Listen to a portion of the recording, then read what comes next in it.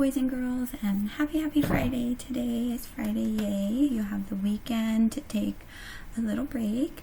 Today is Friday. What I would advise to you is make sure all your assignments are caught up, all your assignments are done, your assignment box is clear so you can feel proud and ready to relax for the weekend. So this is your packet, right? For example, this week we've been working on pronouns. In that same packet, you're going to flip all the way to the back, right? Until you get to this page. On this page today is April 17th. So we're going to be doing Anyone Up for Scorpion. So I'll look for that story. It also has the date. I'll go to that story. And we'll get started on today's assessment. So, some steps you want to take every time you're taking an assessment is you want to read the information at the top. It says, Atiya's class is studying foods from different cultures. Atiya wrote this report to tell what she learned about some uncommon foods. She wants you to correct the errors in her report, so you have to read the report and answer the questions that follow. Now, here's important because this is telling us a little bit about her topic. We don't know exactly what uncommon foods, but we know that that's something that she wrote about. So, I look at my title. It says, Anyone Up for Scorpion? Could that be the uncommon food that she's talking about? Maybe. So, we number our paragraphs. There should be 6, okay? And you want to start making those hashtags for each paragraph. So if I look at paragraph 1, I know it's my intro, so it should already be introducing me to the main topic. So let's read and find out. Would you ever bite into a beetle? Would you crunch on a cricket? I wouldn't. Would you gulp a grasshopper or eat an ant? It may sound strange and you might find it astonishing. These creatures are eaten by people all over the world. Okay, I'm already making connections. Watch. She is writing about some uncommon foods. It's telling me these creatures are eaten by people all around the world. So some uncommon foods are beetles, crickets, grasshopper, ants. All of these types of animals sound like insects, right? So my hashtag could be eating insects. How does that connect to the top? Well, it is an uncommon food, which means not a lot of people do that, but obviously some people do, and that's something she learned about. So in my intro, you're always looking at what are they introducing to me as the reader? What is that topic that they're starting to tell me about? In the conclusion, okay, which is always the last paragraph, that's where you're closing up the story and it's relating back to your main topic. So it says, my mom said she will buy some chocolate covered ants to serve at my next birthday party. So again, they're talking about possibly eating insects, right? And so she's making a connection to the main topic.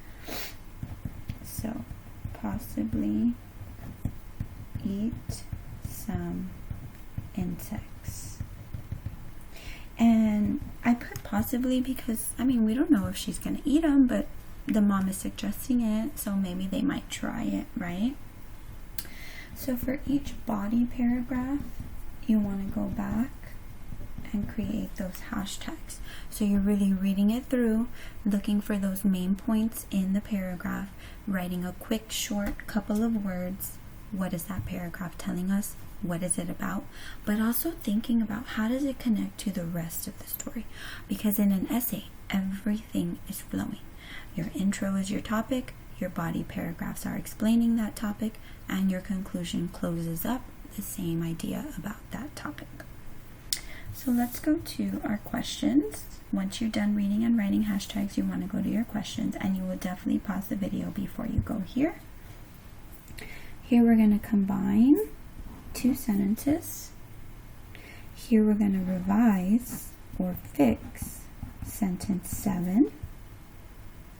Here we're going to look for a transition word and we're going to add it to the beginning of sentence 10. That's important to know. So I'm going to go to sentence 10, look at the beginning, and know that I'm going to be adding the transition right there. That means it's going to connect me to sentence 9. So I have to look at both ideas, right? On number 4, we're adding a detail to paragraph 4. Okay, so that's why numbering our paragraphs is very important. In case we didn't know, it tells us which one is paragraph 4. It's 16 through 19. Okay, we're adding it. These keywords are going to be super important to you. Before sentence 16 means we're going to add this sentence right here before. Or after 16 means, well, maybe they want to add it here. After 17 means, well, do they want to add it here? And after 18 means, should we add it here? So we need to know what the detail is. It says, before the scorpions are eaten, the crunchy critters are soaked in rice wine. So we know this main sentence is about scorpions. It has to connect somewhere where they're talking about scorpions, right? Because your ideas have to make connections. Number 5, we're adding a closing sentence. Which sentence could best follow sentence 22? So it's going to follow it. Follow means after. So, sorry, I added a star here. We're following after sentence 22. So I need to read 22, then make a connection with this sentence. So 22 plus the conclusion or closing sentence, right? So we need to make a connection. So originally her conclusion only was one sentence, so she wants to add a little bit more to connect to the main topic. Remember, it has to connect to that introduction about eating insects. That's important. That's what this whole story is about. So your sentence here has to connect back to what they're talking about, what the conclusion sentence says, what 22 is saying. So you have to make connections throughout. For example, chocolate has a lot of sugar and fat, but it is my favorite type of candy. Was the most important topic here in this story about candy? No, because if we read it, it's about uncommon foods and eating insects. So yes, it talks about chocolate here, but that's not the main part of our topic. The main thing is ants, because that connects back to our intro. So we don't need to know about chocolate candy. That's not important to our main topic. So that's how we would do some process of elimination, right? Your closing sentence has to connect back to the introduction and to sentence 22, right? So make sure when you're reading it, you read carefully, you go back and read again. Now, we have all our keywords circled. I want to go back to number 1, okay, and I want to show you an example of how we would do a combining sentences question, right? We're going to circle these commas, they're important.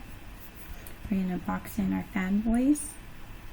I don't see any Aruba's words yet, but as we're reading, we might find some. So it says, it may sound strange and you might find it astonishing, comma. These creatures are eaten by people all over the world. So I have a complete sentence, right? And actually here, if I go back to sentence 4, it may sound strange and you might find it astonishing, and they're connecting it with this sentence, sentence 5, they're both complete. So remember our saying, complete on the left, complete on the right. You need 2 helpers to make it right. So here I need a fanboys. I need to make a connection here. A comma cannot hold 2 complete sentences together. It's not strong enough and it's not part of our role. So we do need a fanboy. We would eliminate. Letter B. It may sound strange that these creatures are eaten by people all over the world, and you might find it astonishing. maybe, it is kind of changing sentence 4, because if you remember, it first said it may sound strange and you might find it astonishing. So now they're kind of changing things up, and I don't know if we should be changing what the writer originally said, right? So as you're going through the sentences, you're looking at where are they using commas? How are they using fanboys? What are they doing to change the sentences around? And what is going to be the best way to connect back to the main 2 sentences, and how should we connect or combine them, right? Look at this one. Look how many times they're pausing. These creatures, it may sound strange or you might find it astonishing, are eaten by people all over the world. Well, this doesn't sound like a list to me. I don't think I should have so many commas here, because it's not a list. So you're going through and looking at, remember, commas mean you pause. So really emphasize the pause. Think about, should you pause or stop there and then continue reading? It breaks up the flow of the sentence. You're looking at how are they using their comma fanboys. So here I see 2 helpers. That means on each side it should be a what? We talked about it on letter A. Complete on the left, complete on the right. You need 2 helpers to make it right. So that means on each side of these sentences you should have 2 helpers, and if you do, that could be the correct answer. So make sure you're going through each question slowly. Look at the keywords. Use your strategies. Go back into the story. Read it again. Read the sentence again, right? You're making those connections with the ideas that are already in the story. That's what good revisers do. So great job today following along. Make sure you go back. Make sure you pause it wherever you need to pause to take notes. Make sure you have read the story completely on your own and done those hashtags. Try your best, boys and girls. Take it slow. Go to Teams, submit your answer choices. So here, for example, if you chose C, you're just going to put C. If you chose F, you put F. Whatever letter you chose, you put it, and then you submit it online on Teams. Have a great weekend. Don't forget to get all your work turned in by the end of today. That's for writing, Miss Ramirez composition, Miss Alvarado reading, and Miss Medina math. Finish all your assignments so you can feel proud and ready to relax. See you next week.